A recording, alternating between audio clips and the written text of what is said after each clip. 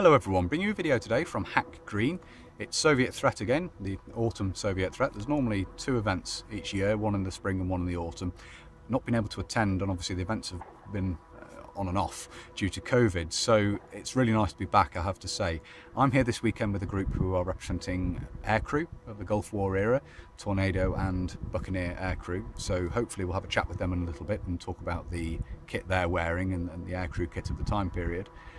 I'm therefore in Gulf War kit. Obviously it's sort of post-Soviet threat in a way, as the Soviets were on board with what was going on during the Gulf War, and really the Cold War had by and large wound itself down. So it really is the end of the Cold War in that regard, you could say, the Gulf War. But it's interesting to be here doing this for the first time. It's the first time I've actually worn Gulf War kit at an event. So that's a new experience for me, and it's been interesting talking to people, and quite a lot of interested people here today who have been talking about the kit and so forth. So that I feel it's worthwhile in that regard, which is always good. And there's also a large contingent here who are representing neutral countries from the Cold War era, so it'll be interesting. Hopefully we'll be able to go and talk to some of them about the kit and equipment they have as well, which is on display here this weekend. It's really nice to be back. Unfortunately I'm only here for one day, nevertheless I'm hoping to get some good filming done and make a decent video out of it, so hopefully what follows will be of interest. So this is Walter, and he's going to run us through some Swiss kit from the Cold War era. So take it away, Walter. Right, I will begin with the carrier pigeons, as seen here, an inert replica pigeon. It's quite expensive, with a message pouch on the front of it. These were used by the Swiss Army until 1996, making them the last carrier pigeon force in the world, and about 40 to 50 years after the British Army had given up on them.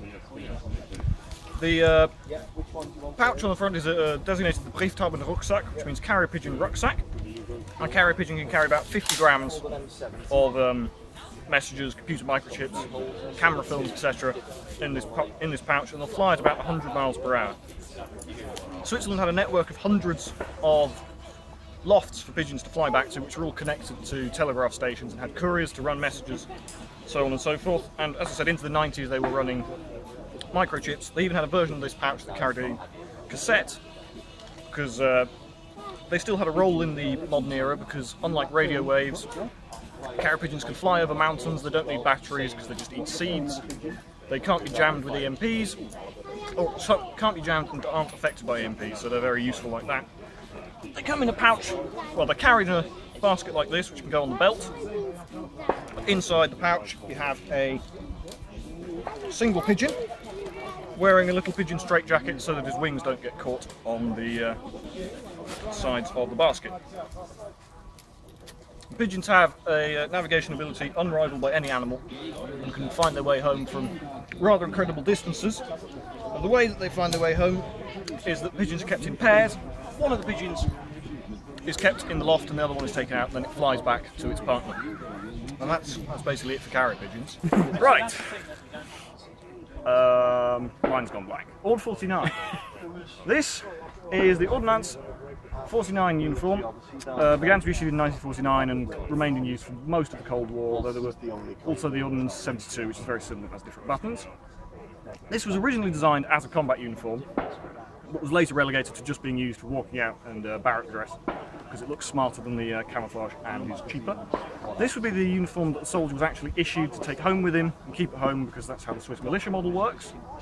And these camouflage ones, like I'm wearing, would only be issued during major exercises or when in the field. The uniform consists of a cap with a brim that is folded down typically by mountain troops, a wool jacket. Would you like me to fold the cap up? Mine's folded up so you can see what it looks like. A wool jacket with 4 pockets, trousers with a black pinstripe, and then normal boots. This jacket is for the rank of Wachtmeister, which is equivalent to sergeant in the British Army, which has this piping around the collar and across with 1 chevron. These tabs on the shoulders are called Achselschlaufen, which translates as armpit loops. And the number indicates the battalion, the background colour indicates the branch of service, and with bottom stripes like mine, it indicates the number of the company that the soldier is from. This uniform is worn with a blue shirt and a tie.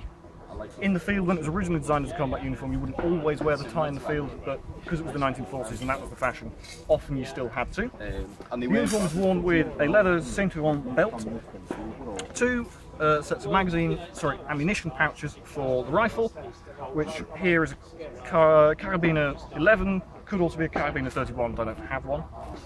The bayonet is worn hooked over the belt hook with the frog to stop it falling down, with the hole for the barrel pointing backwards. It is a Carabiner 11, as I said, a shortened version of the 1911 long rifle action. It's a typical Swiss straight pull, where the bolt goes straight back and straight forwards without turning. It fires a 7.5 by 55mm round from these 6-round cardboard clips, which I can load into the top very easily, nicely. You drop on the floor. Of course, it's a deactivated rifle, so the bolt won't close with the full magazine. You have a safety at the back. You pull it back, rotate it, goes into safe or into fire. They're issued with these brass muzzle caps, which stop snow going into the barrel in the mountains of Switzerland. These are designed so that if you forget to take it off and shoot it, it will just blow off the end without doing any damage. But of course, normally you take it off so you can use the sights, and it obscures the sights so that you can tell if you've got it on the end of the rifle. It's a very nice trigger.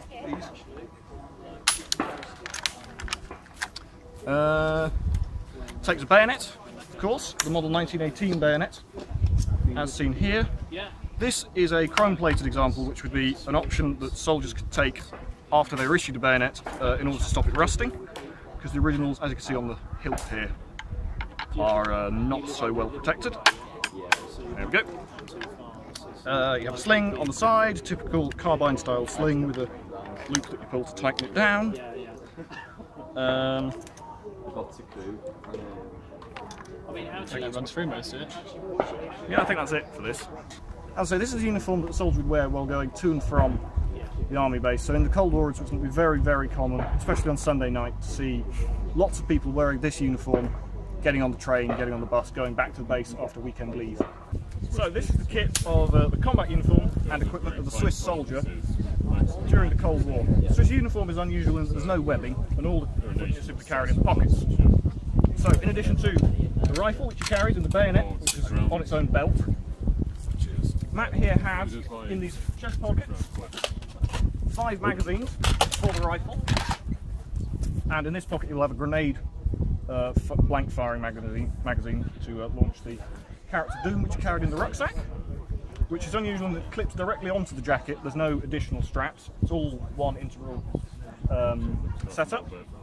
Down into this pocket he has nuclear biological chemical suit and reflective gaiters for use during night exercises. In his front left pocket he'll have toilet roll, chocolate bars, that sort of thing, that just various personal kit. On the inside of the jacket there is a pocket in which he'll keep his Swiss Army knife.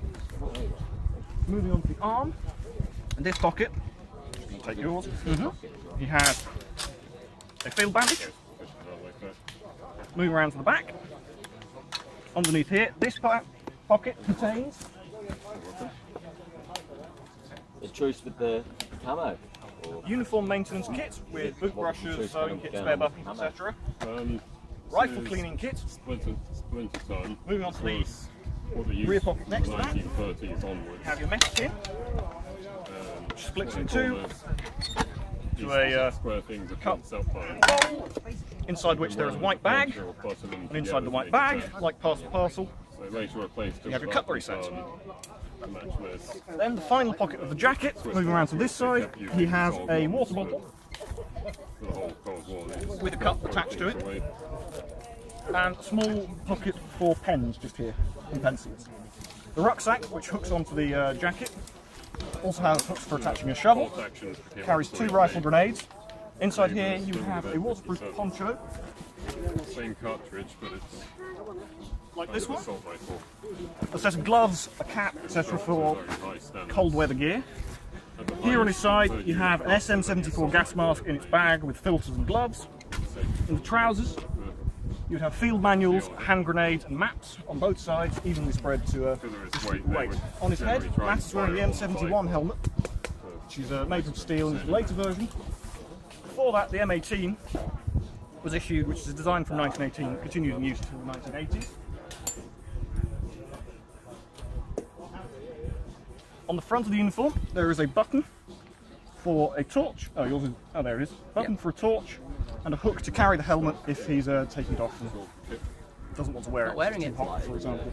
Previous wooden ones. On his feet, he has a pair of 1958 type Very welcome. Swiss mountain boots with rubber soles and leather gaiters with three I straps. realise the Swiss don't really get any mention. The rifle that Matt has is a Sturmgewehr 57, It's still pretty a heavy. Swiss battle rifle Let's start. from the Cold War. Extremely well made, very accurate, very expensive rifle. It's part battle rifle, part target rifle, part submachine gun, part light machine gun, part anti-tank rocket launcher, and part light mortar. Mind-boggling. As a result, does quite a lot of things. It's weird, it's like These are the anti-tank Soviet rifle grenades, or the training version of the anti-tank rifle grenades. They fly at about 80 meters per second, I think. It says it in the manual. I can't remember. It's about 80 meters per second. They go up to 100 meters or so. These have rocket booster charges in them, propelled them further with this very large warhead. The main thing to say just how high quality this rifle is this rear sight piece alone Crazy. has more parts and costs more money than the Soviet Makarov pistol. So, the rifle grenades for this can be fired both in direct fire, where you would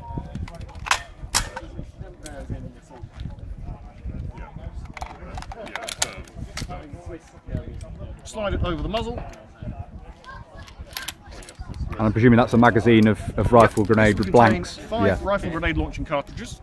You line up the top of the sight with the top of the grenade, fold down the winter trigger, bang. They can also be fired in a manner similar to a light mortar, using the bipod legs for sighting. The way this works is you have numbers in yellow all along the length of the bipod, and you would use a... Sorry, 1 second. Use your Swiss Army knife with a piece of string tied onto it, tied onto the sling loop. You stick this out, use this plumb line and adjust the angle to get the correct range. This leg shows the range for firing with a rocket boosted grenade, this leg shows without a rocket boosted grenade, so the maximum range you can fire these with the rocket booster is 400 meters. And there are 3 types of grenade: high explosive, fragmentation, anti-tank and smoke signaling grenades, and of course the training grenades, which are orange and nicknamed carrots because it's the colour. The drill to begin firing rifle grenades, I can now demonstrate, going from live rounds.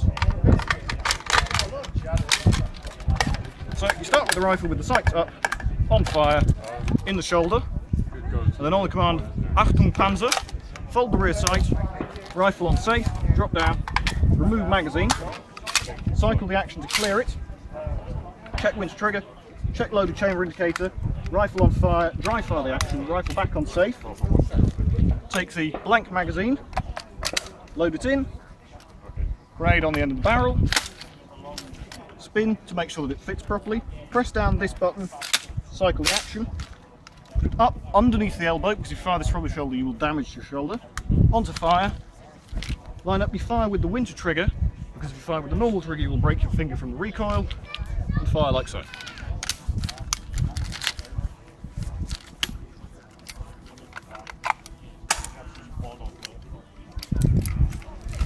And those are the rifle grenades for the Sturmgewehr 57. Superb, thank you very much indeed. You're very welcome. Okay, so David is going to run through the kit of a Tornado. Yep. You're Navigator, you're badged up as Navigator, I but am, Pilot yes. and Navigator are essentially and the same it's kit, isn't much it? the same equipment. Okay, take it away, David. Yeah, so the equipment we've gone for here is based on the 2 pilots who were shot down during the Gulf, John Peters and John Nichols, which is because they were so well documented before and after the events of the Gulf. So there's a massive resource of photographs on what they were wearing. So we've got a Mark 27S life jacket with sleeves, unlike most of the life jackets in the period. We have a PEC tube which connects to the aircraft and does your oxygen supply, your communications, and it also does the pressurised anti-G trousers. The anti-G trousers are Mark 4s, I believe, and what they do is when you're hitting hard Gs, they pump air into the trousers, squeeze your legs and stop your blood flowing to your feet and therefore knocking you out. So they push the blood back into the brain where it belongs. I've got a Mark 14A flight suit which is quite standard for the period. I have a Mark 4A bone dome or flying helmet, and a P-type mask as well. And this is all pretty standard for Tornado GR1 crews in the Gulf.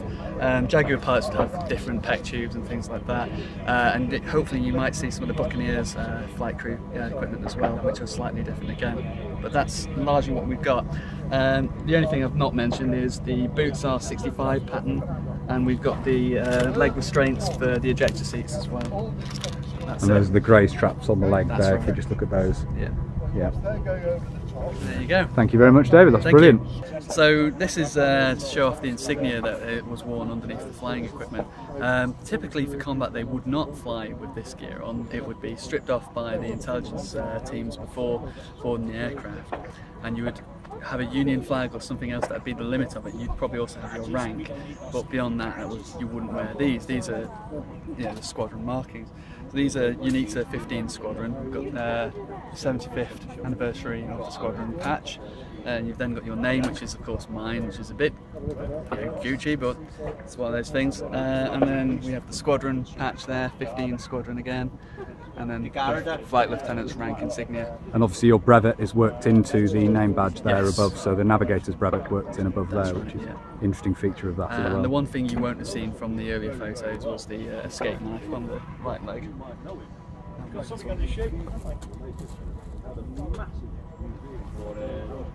There we go. Okay, so we have a member of the Tornado crew here in NBC gear, which was issued during the first Gulf, and you do see pictures of some of the air crew wearing it. He's wearing the standard bone dome on the top, flying helmet, and then underneath here, the rubber part, this is what's known as an AR5. Underneath, he's got a charcoal all-in-one suit, which is for protection against nuclear, biological and chemical warfare. You can see here he's got the attachments on his LSJ, which allow the main body of the oxygen hose here, to be clipped into the front. The long pipe here, along with this part, is what's known affectionately as the whistling handbag, and this would have a battery pack on the battery pack on the back as well, and this would basically filter the air whilst he's going to the aircraft. Once you reach the aircraft, he'll be able to detach this and put it into his personal equipment connector here. This is an NBC one, you can see by the different colour of the hose along here. We have a comm box here, and what you could do with this is the opposite member of the crew behind, they could plug in as well, and this allowed them to talk to each other on the way to the aircraft if they needed to. He's also wearing NBC gloves. These are the standard issue as well. There'd be a silk inner liner with those, just the same as with his flying gloves. And then that's basically what he'd be flying in. The other thing to note just here is this little bayonet attachment here. If you undo that, you're then able to plug in a water bottle in much the same way that they did with various respirators, so he could have a drink whilst he was wearing it. So what we're going to look at here is a couple of Victor crewmen. The Victor crew operating the K2 tankers for the Allied forces in the Gulf, sometimes fueling the Tornadoes, the Jaguars, the Buccaneers, and also on occasion the American Air Forces as well. What we have in front of us is, on the right of your screen we have a navigator. He is wearing the front seat combination of crew. He's got a Mark 17 life jacket and a bone dome. Neither are wearing the anti-G trousers. The rear crew member here wears a Mark 25 life jacket. The difference being that the rear crew do not have ejector seats, and therefore theirs are fastened with Velcro. The front seat ones on Mark 17 are designed to rip open. Other than that, they're very similar, and it's just a contrast to what the fighter aircraft and Tornado GR1 crews were wearing earlier. And the only other thing to mention is the obvious difference in colour in flight suit. The tan flight suits could be bought in theatre from the local suits and bazaars, or alternatively some crews were issued them before they came out. But yeah, it's a nice contrast between the tanker crews and the Tornado and Jaguar crews and Buccaneers that we may have seen earlier. So I'm going to very quickly run through the kit I'm wearing. If you want to look at the web equipment and so forth that I'm wearing here, I've already covered this in a previous video looking at a recreation of a Royal Engineer, the sapper of the Royal Engineers in the Gulf. I made the video previously on that. The only difference in the kit I'm wearing is obviously I'm wearing the 1984 combat smock and the combat gloves, the black leather combat gloves. Now obviously in the desert at night, certainly into the early morning, it's quite cold. So British troops weren't actually provided with desert combat smocks. They just had the shirt and trousers, the lightweight combat uniform. So they had to wear temperate combat smocks, or sometimes US parkas and things like this. Various ways of dealing with the cold. So taking woolly pulleys and so forth with them as well. So I just wanted to show the combination here. It's quite an interesting look of having the temperate combat smock worn with the rest of the desert uniform. So that's the kit I'm wearing here. Obviously I've not been wearing this all day. The majority of the day I've been wearing the kit as shown in the previous video. I thought I'd put this in here just by way of completeness. So there we are, that was Soviet Threat, the autumn Soviet Threat for 2021. Hopefully it's a bit of interest running through all that stuff. I've certainly had a good day of it. I've enjoyed this very much. It's nice to be back doing events like this. I really enjoy them, so it's nice to be able to film again out and about and talk about some different topics as well. So as I say, I do hope you found it interesting. If you have and you'd like to see more of this sort of thing, please do consider subscribing to the channel if you haven't already.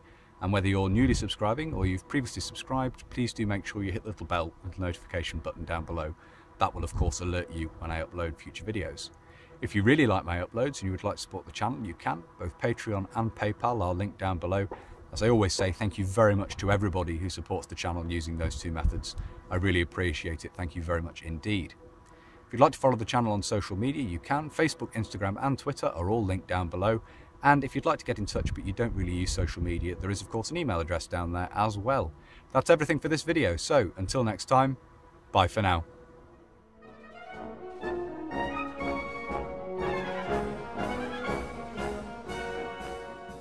Ready?